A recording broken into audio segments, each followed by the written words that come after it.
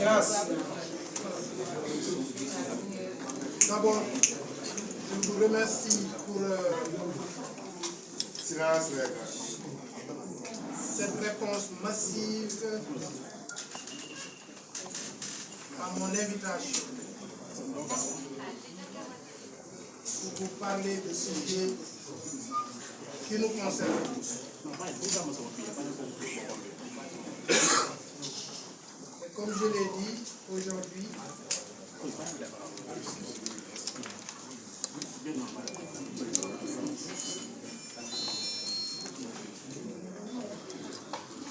parler de la gestion du pétrole et du gaz sénégalais.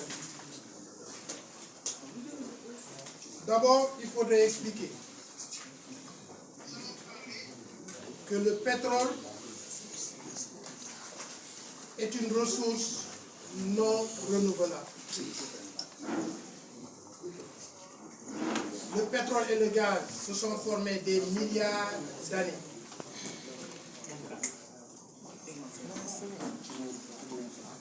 C'est l'accumulation d'une masse organique qui, par les années, ont été entassées dans le sous-sol.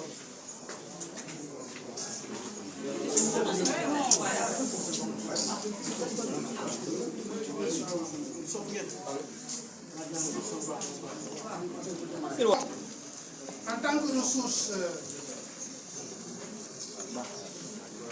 ressources naturelles non renouvelables, ça veut dire que nous avons un stock de pétrole bien défini. Souvent, les jugements sont quantifiés par rapport à leur durée. Ne pensons pas que nous avons un pétrole illimité. Non. Peut-être nos jugements ne dureront pas plus de 30 années. Et peut-être même moins, 20 années. Et pour cela, nous devons avoir une très bonne gestion. Non seulement par rapport à nous-mêmes, notre génération, mais si on a une ressource naturelle au Sénégal, ça doit se partager même avec les générations à venir. Parce que c'est une ressource qui n'est pas renouvelable. Le pétrole et le gaz en fait partie. Donc ces genres de ressources, quand Dieu nous a privilégiés par rapport à d'autres pays qui l'ont pas,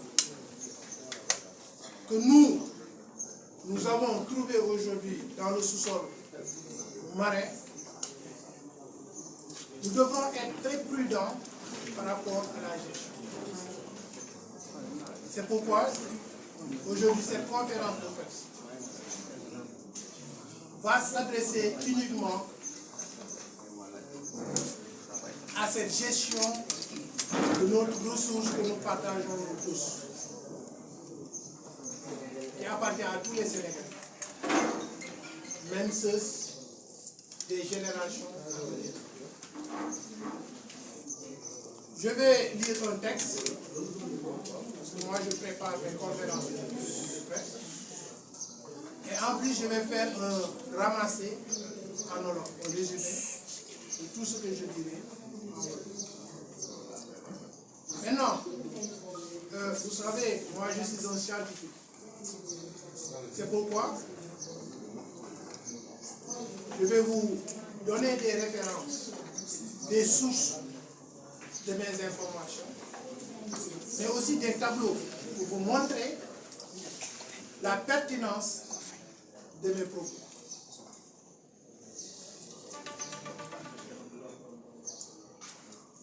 Le Sénégal va devenir un pays producteur de pétrole et de gaz. D'importantes ressources, revenus financiers seront mobilisés qui, si bien gérés, peuvent ouvrir au pays des possibilités immenses d'abord d'accélérer sa croissance économique. La croissance économique, je vais en revenir, est très importante, mais elle n'est pas comprise par les Sénégalais. La croissance économique, comme le définit l'État, en Wolof, est le yokkute. Ce n'est pas le yokkute des Sénégalais. Parce que cette croissance peut aussi être le yokkute des étrangers qui vivent avec nous. Donc, le mot yokkute ne définit pas la croissance. Et la croissance se définit en tant que la somme des PIB, produits intérieurs bruts, c'est-à-dire toutes les richesses accumulées, toutes les richesses du pays, toutes les richesses que nous possédons accumulées, est définie, rabaissée par rapport au taux de la population. C'est ce qui définit la croissance, ce n'est pas le yokkute que tu dis. Parce que aujourd'hui, si on parle de croissance économique, on y inclut, par exemple, les recettes de la Sonatel, qui ne nous appartiennent pas. On y inclut les recettes de la CNO, qui ne nous appartiennent pas, etc. Des ICS, qui ne nous appartiennent pas, qui appartiennent aux Indiens.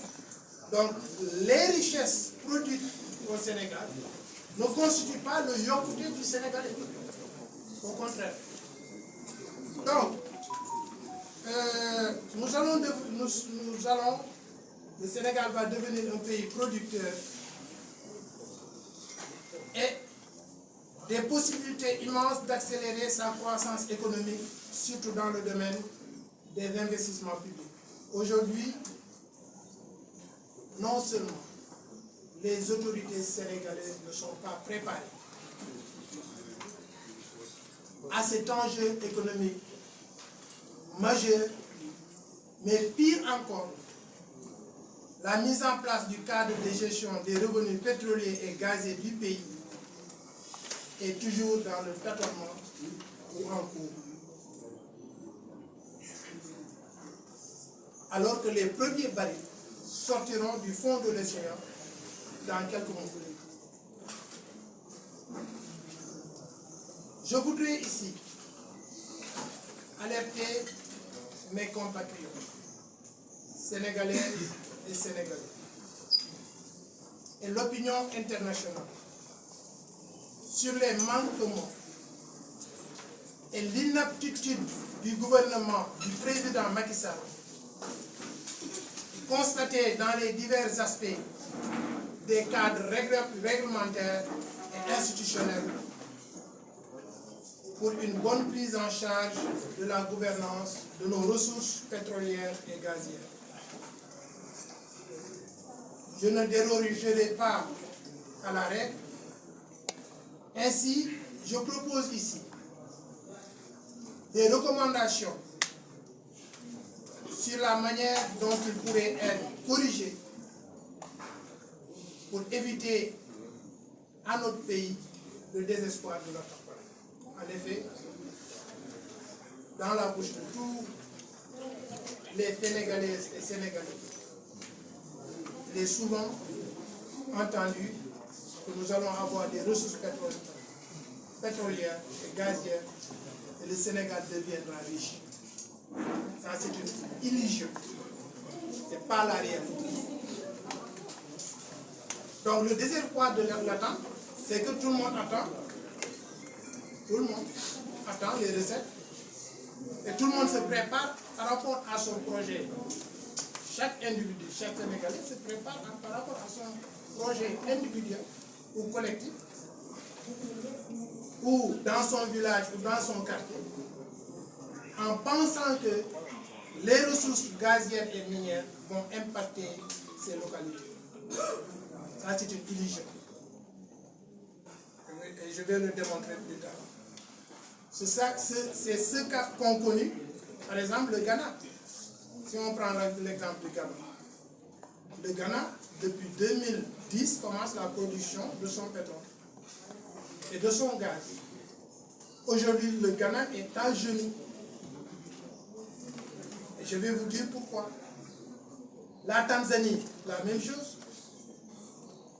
Le Libéria, la même chose. Tous ces pays qui sont de nouveaux producteurs de gaz et de pétrole aujourd'hui connaissent une inflation démesurée. Les salaires sont diminués, les prix des denrées ont augmenté dans le pays, etc., etc. Je vais y revenir. C'est pourquoi la gestion du secteur hydrocarbures occupe une place importante dans mon programme présidentiel que je vais vous proposer. Je suis très concerné et très préoccupé par la gouvernance des hydrocarbures sénégalais par le président Macky Sall, chef de l'État jusqu'en février 2024, qui marque la fin de son deuxième et dernier mandat au Sénégal. Je suis préoccupé et concerné sur les trois aspects suivants. D'abord, le niveau très inquiétant de l'endettement du Sénégal, ce qui est la cause et la raison de la cherté exacerbée de la vie que nous vivons ici au Sénégal.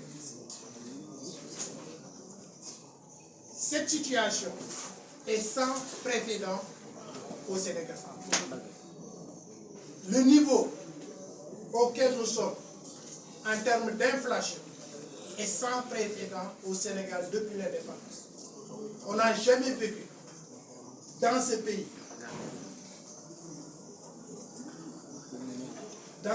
de Senghor jusqu'à Abdoulaye Wade, on n'a jamais vécu une situation pareille. On n'a jamais vécu un niveau d'inflation où la cherté aujourd'hui a même impacté non seulement le monde rural, mais le monde urbain aussi. Les gens ne mangent plus à leur faim. Dans certaines familles, il n'y a qu'un repas par jour, le repas de midi ou le repas du soir. Et vous allez dans le monde rural, c'est encore pire. Non seulement nous avons traversé de mauvaises saisons arachidiennes, des campagnes qui sont vraiment, je ne sais pas si c'est un sabotage ou pas. Donc le monde rural aujourd'hui souffre. Si le monde urbain, au moins il y a des gourgoules qui de temps en temps peuvent amener la dépense quotidienne, mais imaginez le monde rural. Et tout ça, c'est grâce à l'inflation qui émane simplement de l'endettement du Sénégal. Et je vais y revenir aussi. Le deuxième point de ma préoccupation est l'absence de professionnalisme et d'expérience dans les structures institutionnelles qui encadrent le secteur pétrolier et gazier sénégalais au vu de la gouvernance non transparente et inefficace de l'administration du président Macky Sall, sorti récemment de scandales financiers très graves qu'on n'a jamais connus dans l'histoire du Sénégal. Troisième préoccupation, c'est le risque d'invasion et de fraude fiscale et le défaut d'audit de coûts rigoureux des activités étatiques.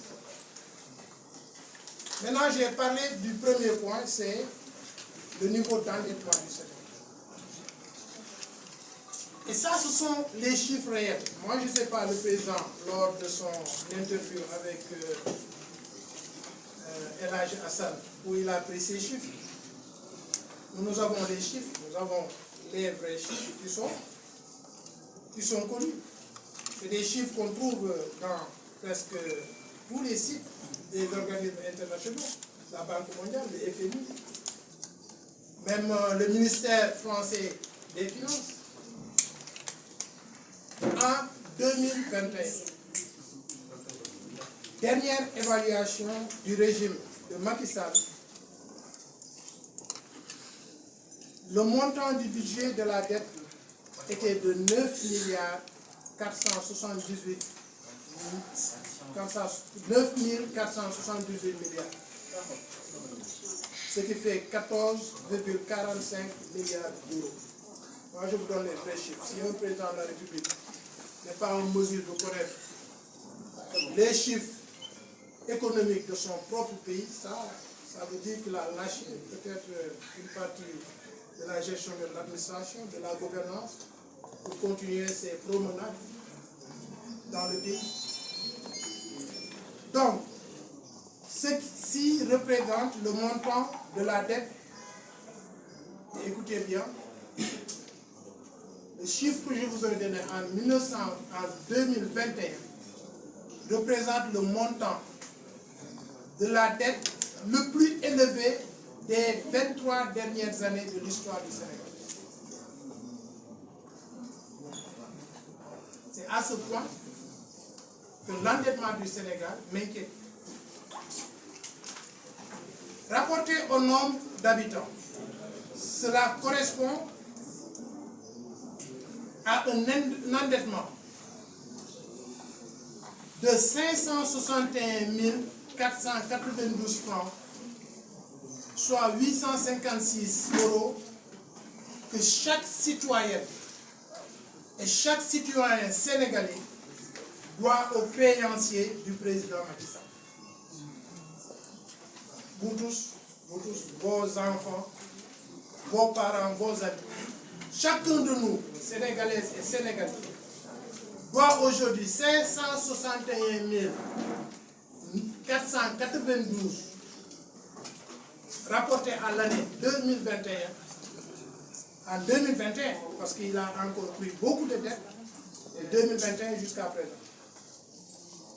Donc chaque Sénégalais doit aux créanciers du président Macky Sall, moi ñi yoreel bor Macky Sall, ñi nga xam ne ñi nga xam ne président Macky Sall dafa dem leb ci àll bi te fépp la bàyyiwul kenn. Europe, c'est presque tous les pays européens la leb. Nous avons les chiffres, nous avons la liste de tous les créanciers du président Macky Sall. Fu nekk ci àdduna bi fu yëngu mu leb. Loolu moo tax aujourd'hui Sénégal nekk au seuil de l'endettement. Dinaa ci revenir en wolof. Donc, et ces sources-là, c'est pas des sources que j'ai creusées. C'est très simple. Allez dans tout Internet, tapez données mondiales au pluriel.com, vous aurez une source fiable. Parce que c'est des sources qui viennent directement de la Banque mondiale et du FMI. Donc s'il y a diffamation, c'est à eux de s'adresser, c'est pas à moi. Et ce qui est encore une autre source africaine crédible, qui s'appelle Sika Finance. Vous connaissez Sika Finance. Sika Finance dit, et il a confirmé, que le taux d'endettement du Sénégal s'est accru de 74,3% du PIB en fin 2022, contre 73,2% en 2021. En raison d'une hausse plus importante du stock de la dette, donc il y a eu un surplus de la dette, ce monsieur continue à tout bout de champ à prendre des dettes partout pour faire des réalisations et montrer au pays qu'il travaille, alors qu'il est en train de nous endetter. Que nous et nos enfants et nos arrière-enfants continuons à payer. Donc, il y a une autre source, un consultant financier qui affirme que le Sénégal présente un risque de surendettement avéré. Cette évolution est à la fois imputable à la dette intérieure, plus 20%, 20,85%, à 3 732 milliards de francs CFA, et la dette extérieure, plus 9%, à 8 848 milliards. Par maturité, la dette représente 97% de l'encours global contre 3% de la dette à court terme. Plus irrationnel Et plus alarmant, encore, selon la même source, la dette publique détenue par les acteurs économiques sénégalais, n'est qu'à hauteur de 2 882 milliards contre 9 698 milliards détenus par les étrangers. C'est ça le travail de votre président. Les Sénégalais ne détiennent dans cette dette. Les acteurs économiques sénégalais ne détiennent que 2 882 milliards contre 9 698 milliards que détiennent les étrangers. Et je souligne bien, il s'agit ici de la dette publique.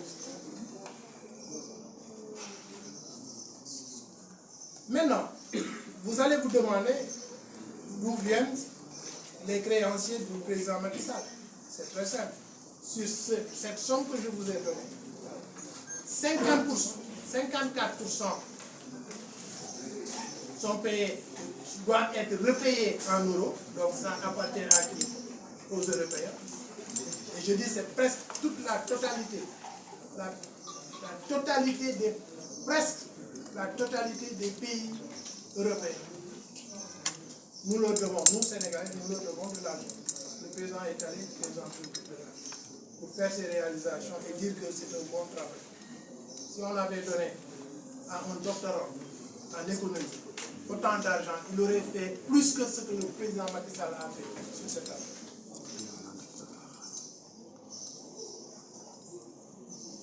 Pour le risque de crédit, donc je dis, ça c'est pour la dette extérieure, elle est libellée à 54% pour les Européens, 32% pour les Américains, 6% pour les Chinois et 7% pour d'autres devises et seulement 1% pour les Sénégalais.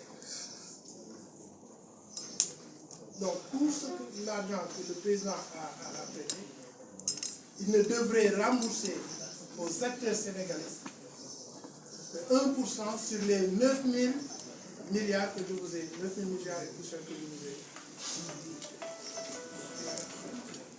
Maintenant, revenons sur ce que dit la Banque mondiale. Parce que, je vous ai dit, dans l'histoire du Sénégal aussi, la Banque mondiale n'est jamais venue, et le FMI, et les organismes internationaux, ils n'ont jamais visité le Sénégal autant en une seule année. C'est ça, la raison c'est ça. Dans son rapport sur la situation économique catastrophique du Sénégal, en septembre 2022, la Banque mondiale alertait le président Macky Sall comme suit. Vous savez, la Banque mondiale, c'est des pédagogues, c'est des banquiers.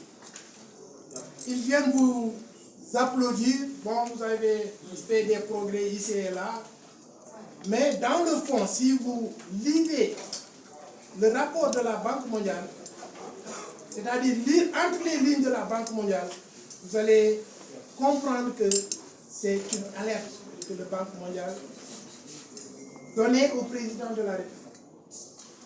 En ces mots, les tensions, ça c'est entre guillemets, les tensions géopolitiques et les pressions inflationnistes ont affecté les moteurs de la croissance du Sénégal et le pouvoir d'achat des ménages en 2022. Le déficit budgétaire devrait s'améliorer légèrement tout en restant supérieur à 6% du PIB pour la troisième année consécutive en 2022. L'endettement public, notamment externe, s'est significativement accru depuis 2019. Et ça, je vais revenir sur ça depuis 2019. Et les pressions extérieures persistent avec des importations en hausse. Ça, c'est le rapport de la Banque. Je vous ai dit, c'est très simple. Allez visiter le site de la Banque mondiale. Il faut s'informer sur la réalité. La réalité, c'est pas, vous ne le trouverez pas sur le site du ministère des Finances du Sénégal. Mais allez vous informer sur les créanciers, ceux à qui le président Macky Sall doit de l'argent. Vous verrez. Donc, entre 2019 et 2022, l'endettement public du Sénégal a considérablement augmenté, passant de 64% à 75% du PIB, dépassant même le seuil de l'UEMOA qui est à 70%. En 2023, les projections sont entre 75,1 et 71,4. Donc ça, c'est tout le contraire qui sont en train de changer. Nous sommes à la limite, nous respectons, etc. Mais aujourd'hui, on voit que entre 2019 et 2022, il a même dépassé les conventions qui nous lient avec nos voisins, avec qui nous partageons le franc CFA. Il est allé au-delà de la limite de l'UEMOA. La limite de l'UEMOA de l'endettement est fixée à 70. Le président a sauté dessus 5% en avant. Donc il est à 75% d'endettement par rapport à la charte de l'UEMOA. Et les projections en 2023 lui donnent encore ces mêmes chiffres, 75,1% et 71,4%.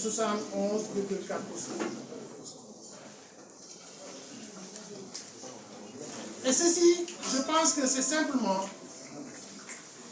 ce qu'ils disent peut-être derrière les bureaux, mystifier les Sénégalais sur le taux de croissance projeté à 2 chiffres. Tous les jours, nous entendons dire que le Sénégal sera projeté à une croissance à 2 chiffres. Ce que je viens de dire montre tout à fait le contraire. Donc c'est des slogans politiciens.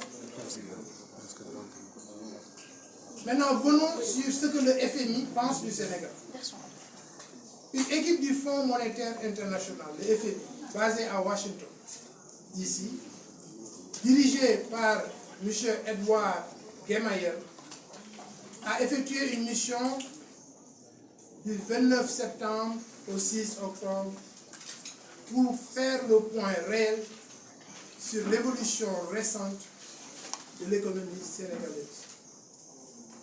À l'issue de la mission, et contrairement à la propagande politicienne de l'administration du président Macky Sall, M. Gemayel a fait la déclaration suivante sur la réalité de la situation économique du pays. Et je cite: l'activité dans les secteurs secondaires et des services a ralenti au cours du premier semestre de cette année 2022, ce qui a conduit à une légère révision à la baisse de la projection de croissance à 4,7%. C'est ça la réalité.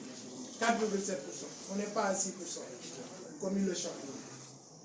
Et ça, c'est les données du FMI. M. Gemayel, c'est le directeur du FMI.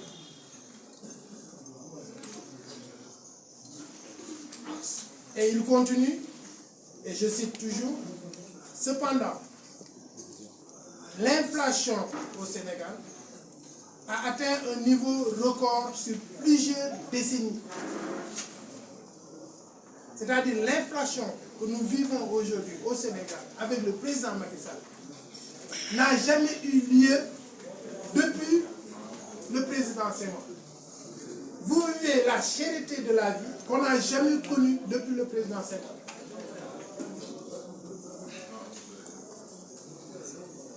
Les recettes budgétaires, ça c'est le FMI qui le dit, hein. Ça c'est M. Gemayel. Ça c'est une lettre adressée au gouvernement sénégalais, au président de la République, par M. Edward Gemayel, qui a dirigé l'équipe qui a visité qui a fait une mission ici,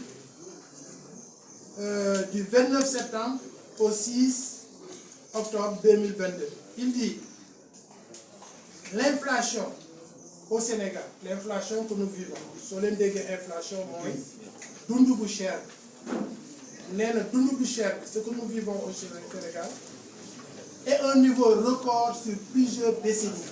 Ça veut dire que li ñuy dund tey au Sénégal depuis Senghor musuñoo dundee ci dund bu cher bi ñuy dund ci président Macky Sall depuis temps Senghor jusqu'à présent te loolu yëpp lan moo ko ciy indi mooy bor yu bëri yi nga xam ne jël na ko pour wane simplement que voilà man liggéeykat la kaa leen jàppale ma bàyyi ma fi ba 2024 ngeen voté loolu du fi am incha allah loolu du fi am Sénégalais yi kenn dootu leen naan c'est fini. Donc monsieur Guémaël dit que c'est cette inflation-là de 11,2% en août 2022 sous l'effet de la hausse des prix des denrées alimentaires lépp a yokku diwlin ceeb tout a flambé et de 17,3%, ce qui a un impact négatif sur le niveau de vie des ménages. Les recettes budgétaires recouvrées en fin septembre 2022 ont été plus importantes, malgré que nous avons beaucoup de recettes, mais la forte hausse des subventions à l'énergie a conduit le gouvernement à déclarer certains projets pour contenir le déficit budgétaire.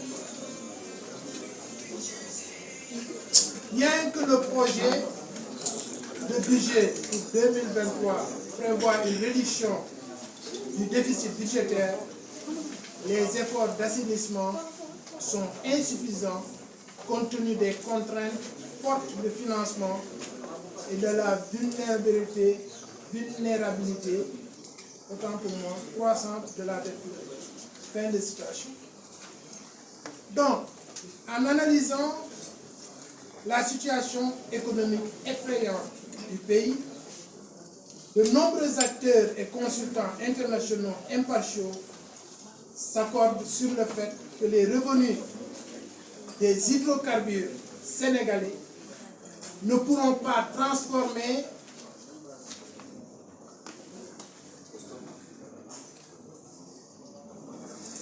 je pense qu'il m'en manque une feuille. Je pense que c'est ça. Donc, situation économique effrayante du pays. De nombreux acteurs et consultants internationaux impartiaux s'accordent sur le fait que le revenu des hydrocarbures sénégalais ne pourront pas transformer les finances publiques et booster la croissance à 2 chiffres du pays comme espéré. Ça, ce sont les consultants qui le disent. Contrairement à ce dont les autorités sénégalaises se vantent à tout bout de champ, tous les investissements réunis ne généreront pas plus de 3% du PIB, selon les projections d'experts financiers du secteur de l'hydrocarbure.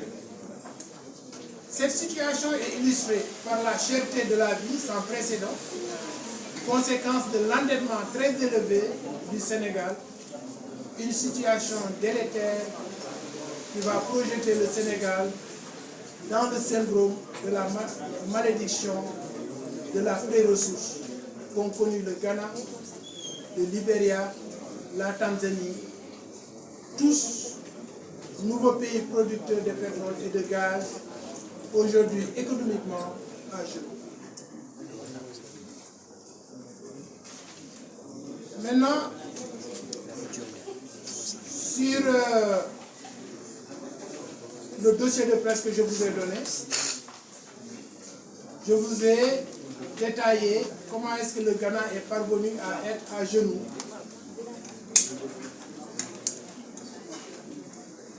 Et qu'est-ce qui a impacté l'inflation au Ghana. Donc je pense que je ne vais pas y revenir.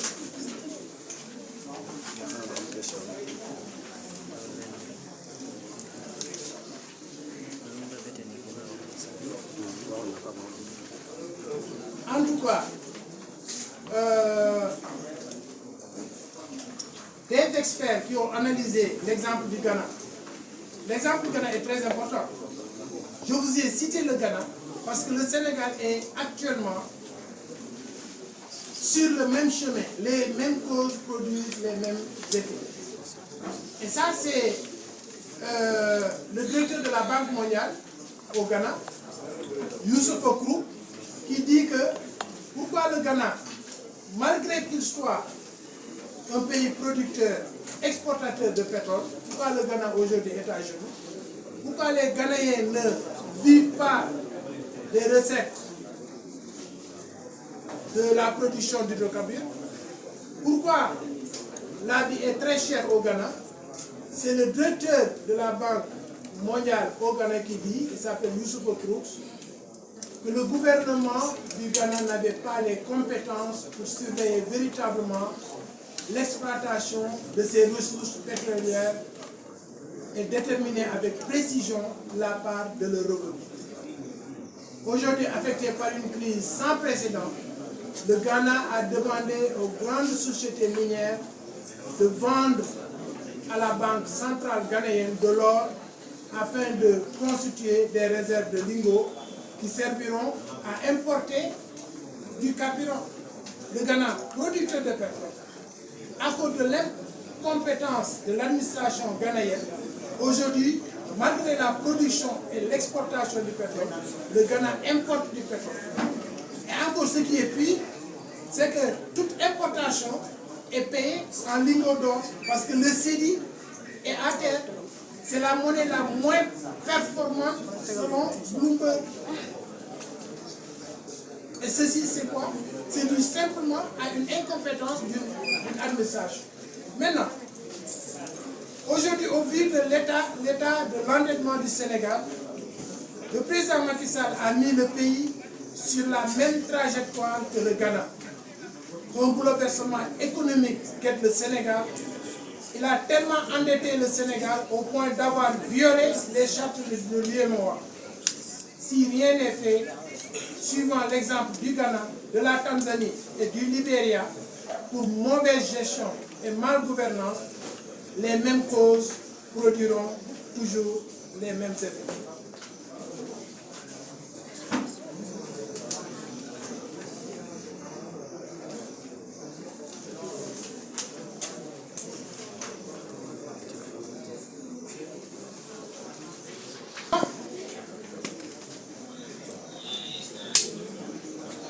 Avec une telle situation de l'endettement du pays, avec une telle situation, ça c'est très important. C'est-à-dire que les Sénégalais doivent connaître la vérité.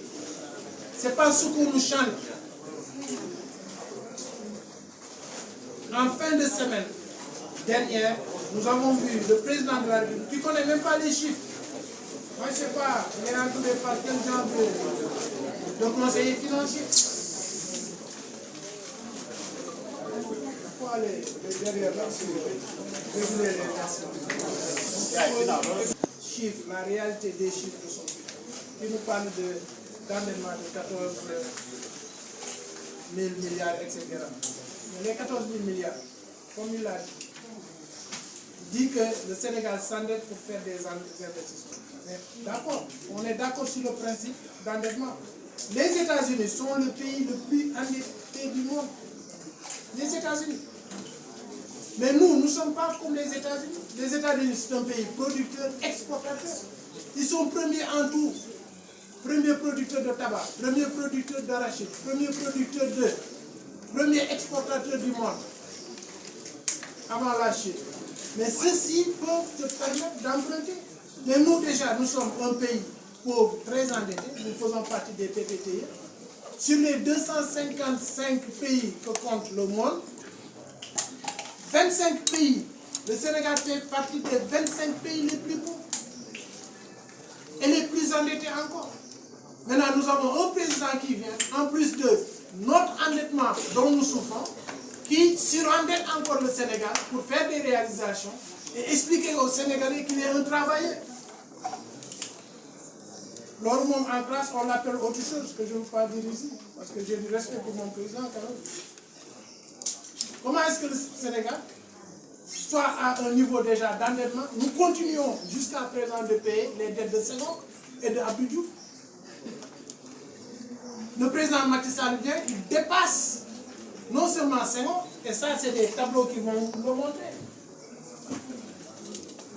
Sur ce tableau-là, vous allez voir de 1970, donc temps de Senghor, 1970, temps de Senghor, jusqu'à 80, Abdoulaye Wade. Donc ça c'est les dettes de Senghor. Donc ce tableau-là, vous avez ici les chiffres en milliards, et ici vous avez les années. Maintenant, regardez comment ça c'est Senghor. Jusque-là, c'est Senghor. Ce sont les dettes. Jusque-là, c'est Abdou Diouf. Regardez le président Macky Sall quand il est venu. C'est ça. Ça, tout ça c'est Senghor. Abdoulaye Wade, Abdou Diouf. Regardez le président Macky Sall. Mais ce qui est encore très inquiétant, c'est que ces dettes ont été prises entre 2019, donc la dernière élection, et aujourd'hui 2020. La plupart de ces dettes, ce tableau-là, ne cherchez pas ailleurs. Ça vient de la Banque mondiale. GDF, c'est-à-dire le Global Development Finance. Ça vient de la Banque mondiale. Voici les dettes du président Macky Sall. 2019, il a tellement pris de dettes, simplement pour montrer aux Sénégalais que c'est un travailleur. Il a surendetté le Sénégal. Il a dépassé même les limites de l'UEMOA qui sont fixées à 70%. Jugez vous-même. Pourquoi tout cet endettement-là en peu d'années? Pourquoi tout? Même si les taux d'intérêt sont faibles, il devait au moins respecter la charte de l'UEMOA. Le président a violé la charte de l'UEMOA. Il a eu les alertes de la Banque mondiale, du FMI, qui sont venus à plusieurs reprises au Sénégal en 2022 pour lui dire arrêtez ces dettes-là, lève les subventions, au lieu de créer des emplois, au lieu de créer, et ça je vous le dis, ça c'est le stock de la dette extérieure, ça c'est le crédit brut, unité et devise locale courante au Sénégal. Regardez, c'est le même schéma. 1965, Abdou Diouf, 80, Abdoulaye Wade, 2000, Abdoulaye Wade jusque-là. Regardez le président Macky Sall. Mais c'est ça la réalité des chiffres. Pourquoi le président doit nous porter à ce niveau d'endettement? Simplement parce qu'il a un troisième mandat litigieux et veut expliquer aux Sénégalais que c'est un travailleur et qu'on doit le laisser finir ce travail. Quel travail? Vous donnez autant d'argent à un doctorant en économiste, il fera plus de réalisations que le président Macky Sall. Parce que c'est beaucoup d'argent quand même.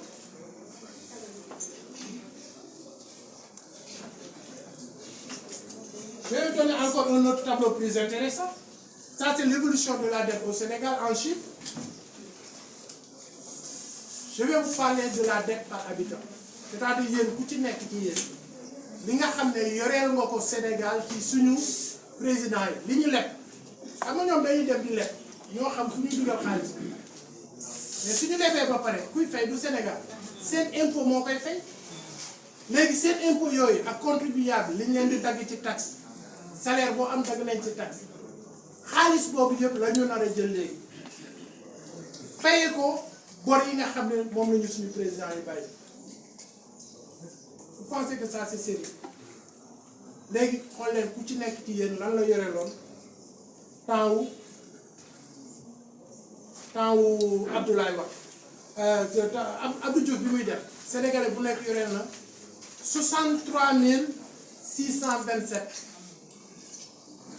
ñi Abdou Diouf lépp 63 627 Abdoulaye Wade bi muy dem en 2012 Sénégalais buy nekk yoreel na ñañu lekk seen bor yi dëkk yeeg Banque mondiale ak Paris Club de Paris et cetera ak seen xarit yi Abdoulaye Wade bi muy dem dafa bàyyi Sénégalais bu nekk nga yoreel leen 232 206 francs Sénégalais bu nekk bi Abdoulaye Wade bi xool leen le président Macky Sall bi mu ñëwee on est à 722 000 francs chaque Sénégalais 722 000 francs chaque Sénégalais. Moins 400. 722 000 francs. mais lii la leen di naxe guddi ak bëccëg liggéeykat la mi ngi def ay réalisation fekk dafa dajale boru àdduna bi yëpp xëpp ko suñu bopp yi nga xam ne suñu doom yi seeni doom ak seen sët sax suñu ñëwee régime bu fi ñëw dina fay boru président Macky Sall. À vous de juger vous Sénégal est-ce que lii jaadu na ci réew boo xam ne dañu ne il y a la transparence am na bor yoo xam ne sax assemblée nationale même su amee prérogative dem lépp au nom du Sénégal mais am na bor yoo xam ne au moins mais discuter ko ci ak assemblée nationale loolu moo koy mooy njëriñam soo xeebee assemblée nationale nga dem ci conseil économique et social xanaa conseil économique social boobu war nañ fa gis ay kàngam yoo xam ne yu xare ci mun a xool ndax war na jël bor wala war na jël bor mais conseil économique et social gis ngeen ko ah abattoiru politicien yi la conseil économique et social yu sérieux da ngay jël ñu xare des économistes xale yu tuuti ngay tànn yóbbu leen ci conseil bi lépp loo xam ne def na ko ci wàllu koom-koom mu ñëw ànd ko xale yi ne nii lañu war a def xale yi jox ko parce que moom c'est un je pense que c'est un on a fait l'IST ensemble il était dans les hydrocarbures sans spécialisation parce que l'IST ne forme que des généralistes sans spécialisation ñu yóbbu ko Petrosen il n'a fait que la politique durant toute sa carrière nous quand on était à l'IST chaque mercredi il allait aux réunions politiques ñu ñu toog di jàng donc il ne connaît que la politique mais su ñu joxee réew dangay am ay kan yoo xam ne wóor nañ la ne ñii su leen gisee xam nañu économie te Sénégal ñàkkul loolu Sénégal dafa ñàkk ay kam yoo xam ne Sénégal dafa ñàkk est-ce que Sénégal dafa ñàkk ñu jàng ñoo xam ne mun nañu toog ci wetam mais non regardez ce qui a été le président Macky Sall musul génn ba ànd ak nit bu ñu nopp parce que ñun bi ñu nekkee ci cabinet sax nangu woon ñu jege mais c'est ça le problème du Sénégal léegi ma ñëw ci wolof tuuti ci li nga xam ne